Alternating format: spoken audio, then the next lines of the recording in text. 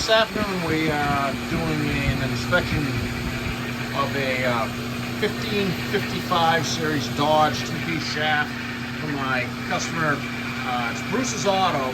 Craig at Bruce's Auto called me about this, but it's his customer, Aaron, that it belongs to his.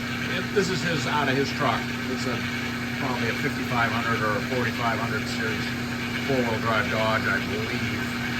And turns out I've done drive shafts for Aaron's brother too, and probably I think his father as well. So anyway, so we kind of know everybody here involved, and so they wanted to find out what's going on with this. The complaint is the vibration in the truck. I'm uncertain at the speed.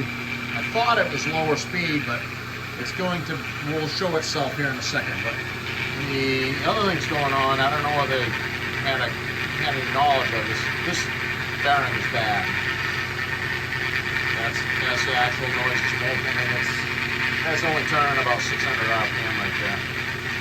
So we'll talk about the bearing and the construction of this thing after, but we'll spin around. It actually runs good to a point, and it has a vibration onset. It's like a light switch when it happens, and I'll show you here on the.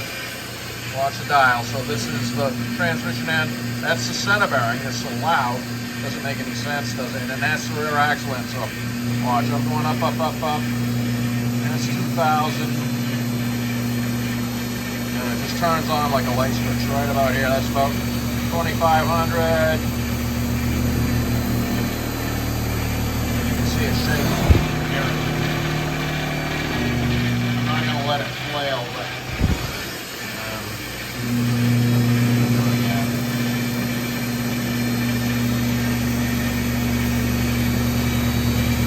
very little. Yeah. So I'm not going to leave it. It's pinning the needle just about. I'm not going to let it stay there because I don't let it things pounding my balancing machine. But that's the rear axle end down there. That's prevalent, and that's, I don't know what it's going to show in the video, but that's where it's coming from.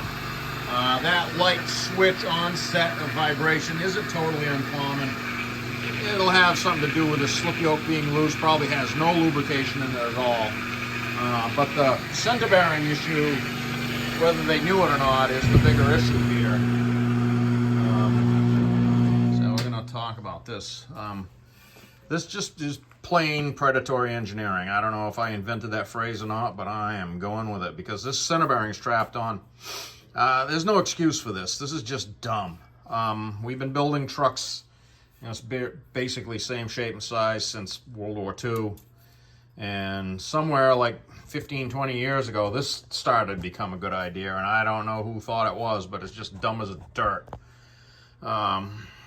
This yoke used to come off. Bearing would come off. You could buy another $80 bearing, good one, put it on there and go again.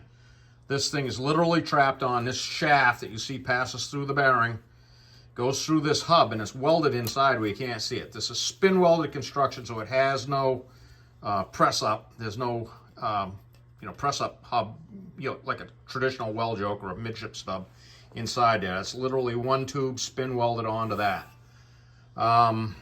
So it's just unsatisfactory. And the other thing is the midship yokes either used to come off on the spline, or they had a bolt and strap, a U-bolt construction, so this back section was removable. And this is, end up handling this all in one piece. It's not light, it's not small. It's just plain dumb. So the bearing has to be dealt with. I could probably tune the vibration out of it. But I'm going to pass this back to these guys, and they got a better idea of what's going on. That was what I was supposed to be doing. And so they could have an indication of what's up. And so that's where we're at. I'm going to pass this back to Craig at Bruce's, and I know Aaron's fishing or something, so he's the smartest one. So we'll get back to this.